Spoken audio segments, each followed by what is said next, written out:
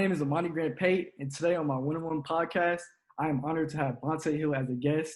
Bonta is a San Francisco native, San Francisco State alumni, and midday host of the Bay Area's #1 sports station, 95.7 The Game. I really admired this guy, so I had to reach out to him on Instagram to connect. And since I've known Bonta, he's been influential and a major supporter to me. Hey, Bonta, how are you doing? I'm good, man. Good to be on the podcast. About time you invited me. I had to invite you. I had to. Oh man, it's an honor to be on with you this morning, man. You're one of my guys, man. When I look at the youngsters and the guys coming up in the game, man, I look at you. I look at my guy Izzy, guys, man. So it's an honor to be on with you. I appreciate it. It means a lot coming from you. Last time I saw you was when I met you at the station. I had a great experience watching you, Steiny, and Guru do your show.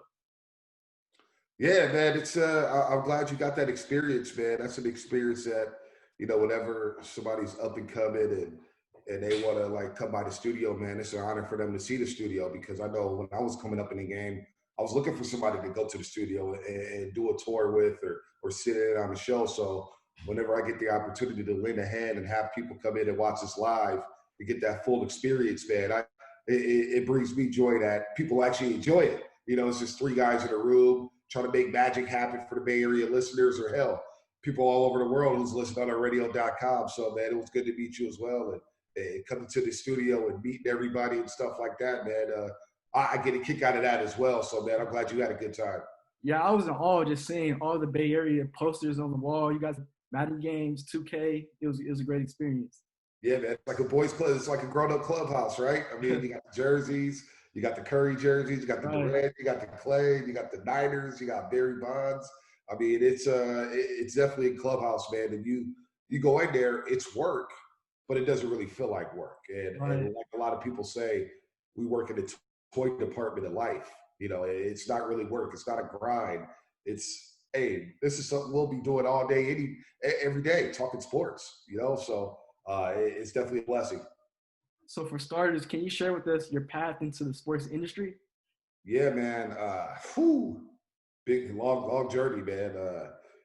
Started off at City College in San Francisco. I walked into the journalism department chair, Juan Gonzalez, who was the editor-in-chief of basically the Guardsman newspaper over there at City College. I asked him, I said, hey, man, I want to write. Oh, yeah? Well, okay. 4 months later, I get to award at this convention for I came in like 5th place for the best live game story. Oh, wow. I'd only been writing for 4 months. This had like 70 kids, and I'm just like, this is weird. I always read newspapers growing up and always watched sports, but to write and have the grammar down, and then the teacher, he looked at me and said, hey, I want you to be the sports editor. So started doing that. I started public address announcing at City College basketball games.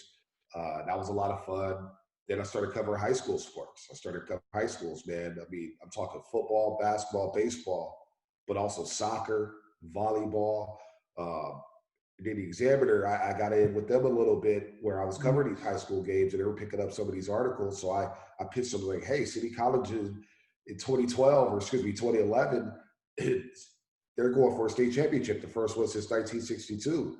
So they ran like 5 of my articles that month. And then after that, they were like, hey, excuse me, we got some odd jobs for you. And I started covering like IndyCar press conferences, NASCAR press conferences. I started doing all the odd stuff, and I just wouldn't say no.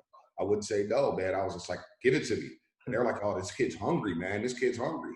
So whenever at SF State, while I was writing, I got an internship over at KBR, promo internship. And I'm driving the truck around. I'm going to random grocery stores at 6 in the morning. Oh, wow, you're grinding. And just grinding, man. But then I got picked up a graveyard shift running Giants replay games, running the Giants games at night while still writing and stuff. And I was like, huh.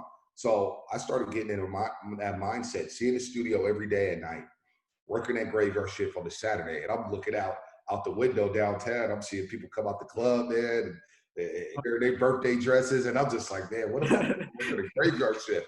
I said, this better pay off, man. This better pay off, Amani. So I started doing that. And the first big break I think I got with KBR was covering the NBA All-Star game in New York. Asking for a credential. I fly out there.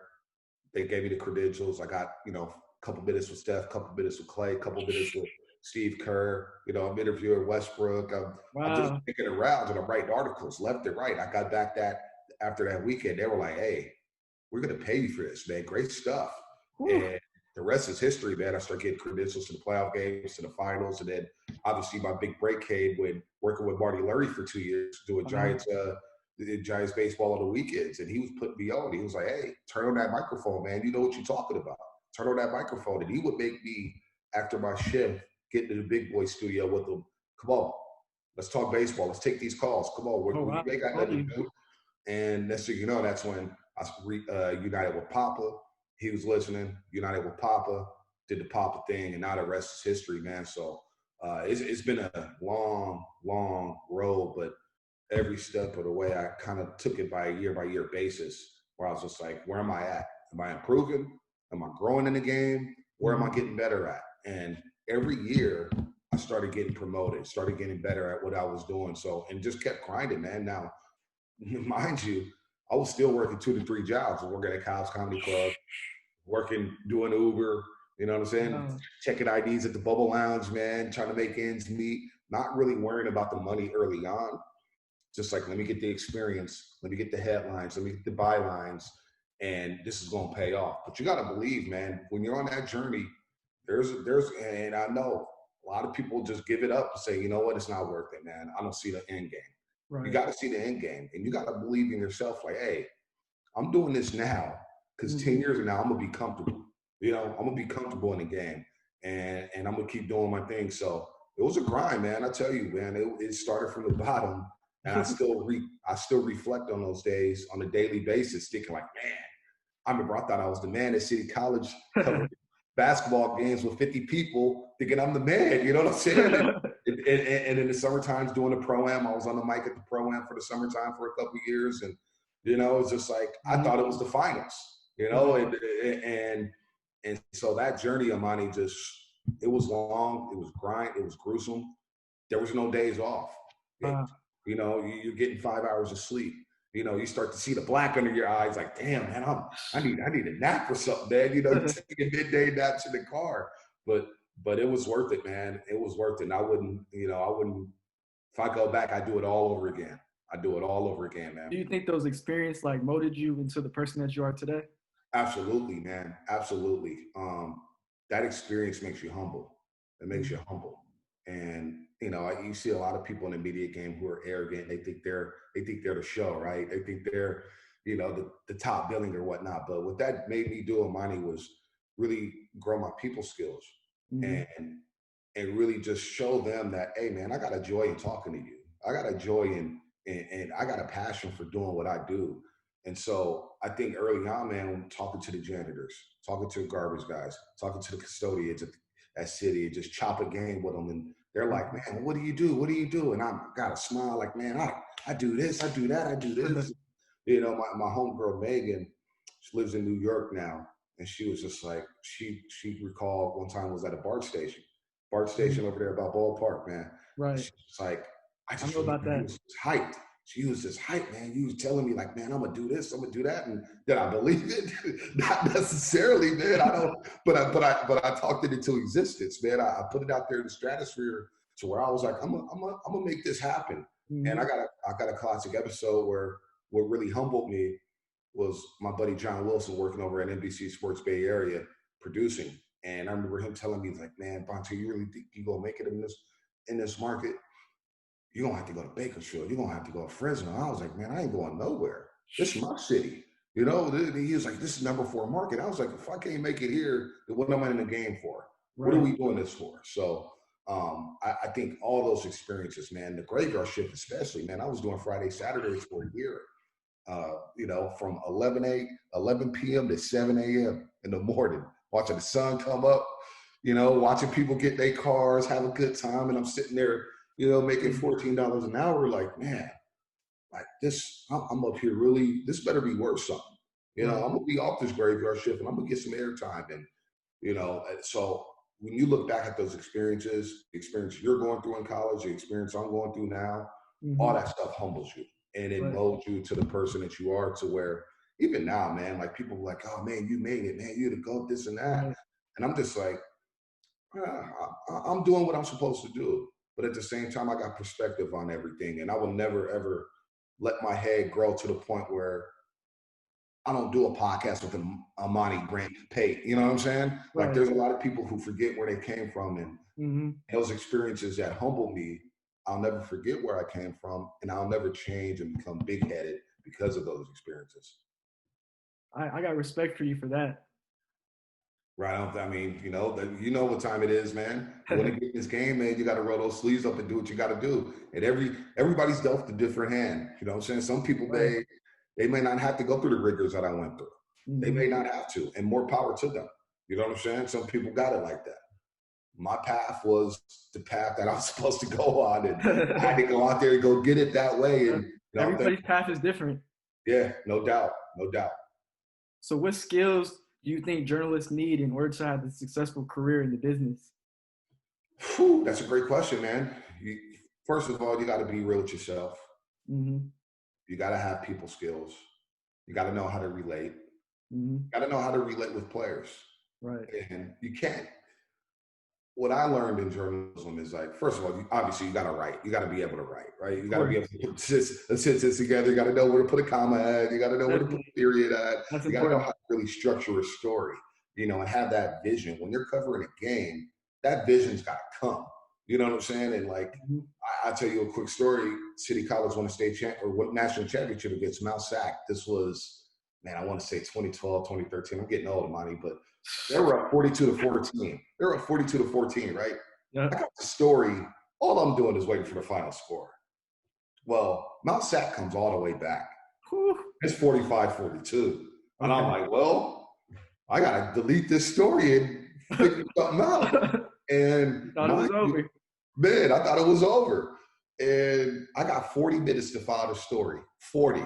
I got to get quotes. I got to get the stats, but I just got to work. I was like, you know what? We're going to make this happen.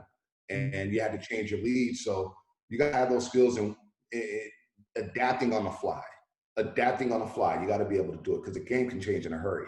A storyline can change in a hurry where you think somebody who dropped 30 in the first half, okay, that's my lead. That's what I'm rocking with. I'm going to him. And game can change. Somebody else can come in the second half to drop 35. It's still the show. So you got to be able to relate. You got to be able to adjust on the fly. And you got to be real with the players. Athletes know when a guy is being fake. They know when they're looking for clickbait. They know when they're looking for headlines or whatnot. So relating to them and just chopping game with them, because these athletes, and one thing I learned at College Comedy Club is these stars, they want to be talked to like normal human beings. Right. Because they don't get that anymore. Think about that. Steph Curry, Klay Thompson, people see them on the street. Oh my God, Klay, oh my God, Steph. they will never tell you, but deep down inside, they kind of get tired of that. They just want to, hey, what's up, Amani? How you doing, man? What's going on with your family? Be real people, man. So be real, adjust on the fly. You got to have your writing skills and just love your job. Have a passion for it, man. Because if you have a passion for it and you got an excitement over it, then you can get over some of the flaws, and some of those flaws become strengths. So have that passion. Don't ever think you're bigger than the game. Don't ever think you're bigger than the paper. Don't ever think you're bigger than whoever you're working for. Gotta stay humble. Gotta stay humble, man. You gotta stay humble. So do you have a daily routine before your midday show? Yeah, man. That's funny that you asked, man. And it changes all the time, especially with this pandemic. But, before the pandemic, get up at around 6:30, 7, get on Twitter, see what's going on in the Bay Area, the headlines, what's cracking, put on the morning show, see what they're talking about a little bit, kind of search around, get my breakfast. And I try to get to the studio, and this is before the pandemic, I try to get to the studio about 2 hours before showtime. I want to be there about 2 hours before showtime. If I'm not there 2 hours before showtime, I consider myself late. I'm behind the 8 ball. You know what I'm saying? So I try to get there 7:30, 7:45, knowing that we're going on at 10. Right. Okay, here's our big headlines. How do we want to flesh this out? Because really, if you look at our midday show, we got 8 segments, 8 big boy segments, where we got to go in and fill content for 8 segments. Really not that hard if you're on top of your game. So I think the prep, even when you're a journalist, you're going out and writing games, or if you're doing radio, whatever field you're in, prepping, I think, is the most important thing. Definitely. If you prep right and you got your game tight with the prep, the show's going to be easy. The show's going to fly by. It's going to be easy. Right. but you gotta prep, man. So that's my routine. Now during the pandemic, I get up about 7:45, 8. I get in the shower to kind of freshen up, kind of get shake the cobwebs off. I get my cup of coffee, man. I got a little coffee maker my girl just got, man. So I got the coffee going on. I start Okay. writing notes, man. I start writing notes on this desk, Mm-hmm. kind of reading the headlines. Okay, knowing that we're talking Warriors, we're talking Niners, we're talking Giants. Making sure you watch the game, you're taking notes, and then kind of find some nuggets within that. Oh man, you see the Giants, they won 3 out of 4. Why they win 3 out of 4? Well, they're scoring with the runners in scoring position. You know what I'm saying? They're not leaving guys on base. The Warriors, why are they winning all these games? Well, this is why they're. So it's all about the prep, man, and that's basically my routine. It's been a little different with the pandemic, but I try to work out before, but I don't get up too early enough for that, so I do that afterwards. But it's basically get up, shower, read Twitter, read the headlines, read the paper, see what the local writers are writing about, and kind of take all that information and making sure you got your P's and Q's down packed. So, and then also we have a conference call. We kind of brief, okay, what are we talking about here? What direction do we want to go in? And knowing what's ahead too. You got to think ahead too as well. Right. Okay, tomorrow the Niners are speaking. George Kittle's going to be on the podium. So how do we prep for that? How do we get ready for that? Okay, we know the draft lottery's coming up. You know what I'm saying? So what do we need to be talking about going into the draft lottery? All right, do we need to talk about Wiseman? Do we need to talk about LaMelo Ball, Obi Toppin? What's going on? You got to be on your game at all times. Be on your game. And it's the prep, man. It's the prep. Making sure you get a good 2 hours of prep in, man. It's like going to class. You know, it's like going to class. Get your prep in, get your notes down packed. And if you got that, once 10 o'clock hits, boom, it's going to fly by. You get to 2 o'clock and then you do it all over again. But one thing I will add, sports never sleeps. It's kind of like money, right? It's a 24/7 thing. You got to be on your game. We don't really get time off. We'll take a little break. We'll go to lunch and, you go quality time with your girl, or if you got kids, you do that. But once it's game time, man, you got to be locked in. I don't know how you do your job without watching the games. Some people could fake it. Some people can. But watching the games, man, and you're taking notes during the game. Because those notes are going to help you during the show as well. So who are some of your favorite people in the sports industry that you were able to work with? That's a great question, man. Great. I know you mentioned Greg Papa earlier. Yeah, Papa's cool. I love my boy Butcher Boy, Joe Shash. Oh, yeah, he's a cool guy. We do our Niners pre and post game together, and that was a game changer. That doing that at the Hilton Hotel and knowing he's a city kid, I'm a city kid. He went to the private schools, I went to the public schools. So you get that dynamic. It's really cool. Marty Lurie, believe it or not. Marty Lurie was my guy, man. He's godfather over there at KBR. He's an old fogey now, but he knowing his baseball and really just giving people an opportunity to talk. Like you look at who he gives an opportunity to: females, black kids, white kids, Mexicans, doesn't matter. You got talent, he's gonna put you on. Right. Steiny and Goo are one of a kind. You know what I'm saying? 2 old guys always bickering about whatever. And I'm just like this. What are y'all old dudes talking about, man? It's just you never know what you're gonna get. I listen to you guys all the time. Man, you never know what you're gonna get from those guys, man. You really don't. So those are just a few, man. Like, and to be honest with you, I kind of like working with everybody. It's different. I feel like I'm a guy in this game that could work with everybody, that could work with anybody. I don't think anybody can say that. Some people got to require taste. I can't work with that guy. I need to work with this guy. Don't matter to me. You got to be a team player. You don't matter to me, exactly. You got to be Jason Kidd out here. You got to be dropping triple doubles. You got to pass. And one thing I learned, Amani, is to be the man, you got to help the man be the man. And what I mean by that is you have to talk all the time. You don't have to be a star player every damn night. You know what I'm saying? Pick and choose when you take your shots. But if you're facilitating and you're directing and you're conducting, people know what's up. They're like, oh, okay, look at this guy. Because think about it. In this game, a lot of people want to talk. They want to talk, and they want to be the guy who has the hot take and this and that. Right. I don't know when to pass that rock, man. You got to know when to pass it. So, I like working with everybody, man. I like working with different people. Whitley at the games, of course, Warriors games, man, doing the videos with her. Those are always fun, man. She's always trying to clown. She had you wearing the Patrick Mahomes jersey, man. Yeah, that hurt me. Man. That hurt me, man. That hurt me. That hurt me. That was. I mean, I was getting real life hate chasing her, man. Come on, man. You serious, bro? It was all bad. It was all bad for me, man. Some of your most enjoyable tasks that you were able to take on in your career? Oh, another great question, man. Damn, Monty, what you trying to do, man? That's the journalist in you. I like it. Man, there's a few tasks. There's a few. I think the All-Star game in New York City when the Warriors had two All-Stars for the first time since the mid-'70s, Klay Thompson, Steph Curry. That was huge when I look back at it.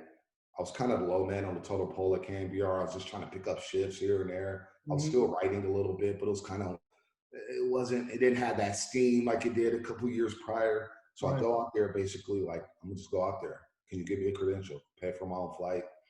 I go out there. I wrote about 5 stories. Talk to Klay Thompson. Talk to Michael Thompson. Talk to George Gervin. I had projects that I had in my mind where I was like, okay, let me ask the legends what it was like playing in Oakland. They always had these fans. So Robert Parrish, George Gervin, the Iceman, Muggsy Bogues, the legends. I'm like, damn, this is great. Michael Thompson on Klay Thompson. Steph Curry on having a billboard in Times Square. Then he wins a 3-point shootout. Then you cover the game at the Garden. And I'm writing all these different stories. And I'm like, damn, okay. And that task basically helped me get credentials for all these games. So that's just one. The media days with Kevin Durant, Steph Curry, boom, that's another one. There's just been so many. But that All-Star game for me was a huge one because then it got me in the door, media game, covering these big playoff games, covering that first championship run. Like, I had no business being in there. There was people at KBR who had a lot more seniority, but the boss was like, man, this guy's a go-getter. This guy, you know what I'm saying? Like, this guy, he ain't scared to talk to people. He can go in there and get this content. And so I think that was really big time for me in my career. That was one now that could put the feather in the cap. It's like, man, that was a game changer. Now, players are expressing themselves with the social justice messages on the back of their jerseys. What are your thoughts about that? I like it. I don't mind it at all, man, because these players have a big time platform. Right. And a lot of people look up to these players. A lot of people kind of move to the players' beat, if you know what I mean. They move to their drum or whatnot. So I love the Black Lives Matter on the court. I love the fact they're putting it on their jerseys and saying, hey, look, man, Breonna Taylor, say her name. Black Lives Matter. I think vote. I think it's big, and people are going to talk about the ratings and they're ticked off by the political message. But here's the thing. Here's what's crazy to me. People are such hypocrites these days. Michael Jordan. Think about Michael Jordan. Oh man, he don't speak out on politics. He don't talk about this or he don't talk about that. So he gets ripped for it. LeBron James, he talks about it. They tell him to shut up and dribble. So it's like, which one is it? You know what I'm saying? What do you guys want? So I kind of like players having the power to voice their opinion on certain things. Now, it's basketball first. Don't get it twisted. Exactly. But the fact that you're using your platform to play hoops and still say, hey, we're on this side of things. We fight for this. We're anti-police brutality. You know what I'm saying? We don't want to see the George Floyds happen anymore. We're tired of those stories. We're tired of the Oscar Gretsch. We're tired of the Breonna Taylors. We're tired of all this. So I love the fact that the NBA allows their players to have that type of power and that type of voice. So I love it. I don't mind it at all, man. I know some people get irked about it, but I love it. And the fact that they're able to do that speaks, it speaks volumes to what the NBA is all about. And that's why I love the NBA. Like, football is my favorite sport, but the way the NBA handles things, I love that. Now, speaking of the NBA, they've had success with the NBA bubble, players being quarantined in Orlando, Florida.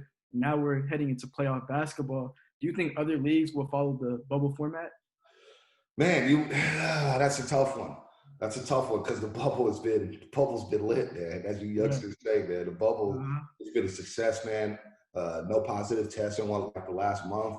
I mean, they're really handling business. I thought baseball had a shot at it. When baseball was talking about it, Major League Baseball, in April, May, when the pandemic was basically in full swing, they were talking about Arizona, playing in Arizona, and Florida, where you got all these spring training facilities, especially in Arizona, Phoenix, Arizona. You got all these different spring training parks. You got a big baseball park where the Diamondbacks play, Chase One Ballpark. I thought they could have done that in Phoenix, Arizona. They didn't. Football, I think it's real tough to do it. Where's a city where you have 2 stadiums? Where's a city you have 3 stadiums? Well, you look at LA, right? Could you actually quarantine in LA? Where you got the new Rams Stadium, you have USC, you have the Rose Bowl, you even have San Diego a couple hours down the road. I don't know if it could really work in football. I think what teams are doing now in training camp, really quarantining and staying within their bubble, is a good thing. Right. But you have to travel in football. You know what I'm saying? Like, unless you're going to be playing 2 games on a Thursday, 2 games on a Friday, 2 games on a Saturday. Like, I just don't know how logistically it could work in the NFL. Maybe in baseball, you go to a playoffs and you're saying, you know what? Let's go to Phoenix. Let's go to Houston. Let's go to, well, not Houston. Texas has a bunch of numbers up. But you get what I'm saying here, where you go to a city for the playoffs and you play in the same stadium. You have 3 games in one day. Maybe it could work then in the playoffs in baseball. You have the National League one day. Okay, we got games at Anaheim Stadium where the Angels play. We have games at Dodger Stadium where the Dodgers play. Next day, we do it all over again. Maybe you can do it like that in baseball in the playoffs. And then the weather would be nice. You know what I'm saying? The baseball playoffs, October, you don't have any rain delays. You don't have any 10-degree weather games. Like if you're going to Yankee Stadium, something is super cold. So I don't know if other leagues, I did like what Major League Soccer did with the playoffs, with the bubble in Orlando, or down there in Florida, I should say. But I don't know if these teams logistically can do that, especially the NFL. I think it's near impossible in the NFL to have a format like the NBA. Baseball could have it, but they have to execute it at a high level. And everything with baseball, and Rob Manfred, the commissioner of Major League Baseball, I don't have any confidence in him, Amani, to really execute a game plan like that. So we're in the NBA playoffs right now. And for me, Bonta, the first round matchup that has been the most entertaining is that Dallas and Clippers series. What has been the most exciting series for you? Ooh, that's a good one. Clippers match been really, really good. Unfortunately, what happened to Luka and the ankle, looks like that series may be over. Blazers-Lakers still intrigues me. The Blazers still in game number 1. They've got a lot of injuries, right? Zach Collins is now out for the season. They already don't have Rodney Hood. They don't have Trevor Ariza. So I think they're going to be running off fumes here. But that Mavericks-Clippers series probably – and then Utah-Denver. I mean, man, Utah blowing them out in back-to-back games. I thought Denver had turned a corner. Utah looked terrible to me. That surprised me. Games. Oh, it shocks me. Shocks me. Utah's just dissecting them. So that series has been really intriguing. I'm eager to see how OKC responds in Houston. But I think the second round is where we're going to see some doozies, right? We're going to see the Celtics or Raptors in the second round. That's going to be high level. Brad Stevens versus Nick Nurse. Jason Tatum versus Pascal Siakam. Jaylen Brown versus OG Anunoby. I mean, you got so many matchups. The guard matchup, Kemba versus Kyle Lowry and Fred VanVleet. Can't wait for Raptors Celtics. Cannot wait. And then you got Bucks and Heat. Look, I know the Bucks are 1-1 right now. The Bucks are going to win that series against Orlando, okay? Right. They're going to win it. But Miami is a team I think Milwaukee needs to avoid. Miami's got that. They got that, like, they kind of remind me in a way the OG Knicks teams in the 90s, or just some of those teams where they're just rugged. They got shooters. They're not scared of you. Right. Jimmy Butler's irrational. He don't give a damn. He's going to guard your best player. Bam Adebayo is a baller. Duncan Robinson's hitting threes. They got Harrell and Dragic. I mean, Miami is dangerous. So I think the Eastern Conference in the second round is going to be fascinating. Yeah. I think the second round of the West, Houston and the Lakers, if Houston does get past OKC, and the Lakers gets past the Blazers, I think you got a real good matchup there. Small ball versus LeBron and AD. So right now, the most exciting, I think, is Clippers Mavs. But if Luka doesn't play, it kind of loses its sizzle a bit. So Kawhi, and Kawhi's just playing out of his mind right now, man. He's the best player in the world to be. I mean, he gets at any spot. He's got that grown man, that hood game. You know what I'm saying? Where he's just like, I'm going to go post up. I hit you with the mid-range. I put my shoulder into you, hit the fadeaway.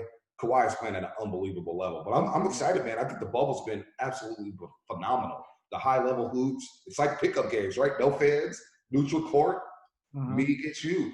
Who's the better man today? So I think the second round is really going to spark some fireworks and money. Yeah, I think the East has gotten a lot better, and in the bubble, it's really no pressure with no fans. Nah. Some guys thrive off of fans. Some guys need fans. Some guys don't need fans. Who does that affect? You think about these game threes, right? Where they say, okay, this is the home team. Well, a lot of these series, when you shift the series and go to that arena, you going on the road, home court advantage is a real thing. It's a real thing. So no home court advantage this year. It's just who is it going to affect the most down the stretch, man? And you look at some of these teams, it's like Indiana, right? They got a great home court advantage. How much does it affect them? Think about Portland and the Lakers. If Portland was going back to Portland with the series tied at 1, that place up in Portland goes crazy. The Bonta Center, Dame Dollar and them in front of their fans. Whew, that's dangerous. So the Clippers going down to Dallas in front of their fan base. It changes everything. Denver going to Utah. Salt Lake City, we already know that's a home court advantage. You go to Utah, man, you in for a dogfight. So it does change the dynamic of the playoffs, but at the same time, it's like, look, man, who's a better team? It's even all across the board. You know what I'm saying? It's a level playing field. So whoever wins this championship is really going to be deserving of it. Hey, Bonta, I appreciate you for your time, and thank you for dropping some gems on my podcast. Anytime, Amani. Keep it up, man. Stay in touch with me, man. I'm pulling for you. You're one of the up-and-comers in this game, man. So it's an honor to spend some time with you. Thank you. I appreciate it. There you have it, one-on-one with Bonta Hill. I hope you enjoyed this segment on Bonta Hill's journalism path, our discussion about some of his thoughts of what's going on in the NBA. Thank you to all my viewers for all the support. Be on the lookout for more content that will be dropping very soon. And remember to like, share, and subscribe. Continue to be safe and healthy.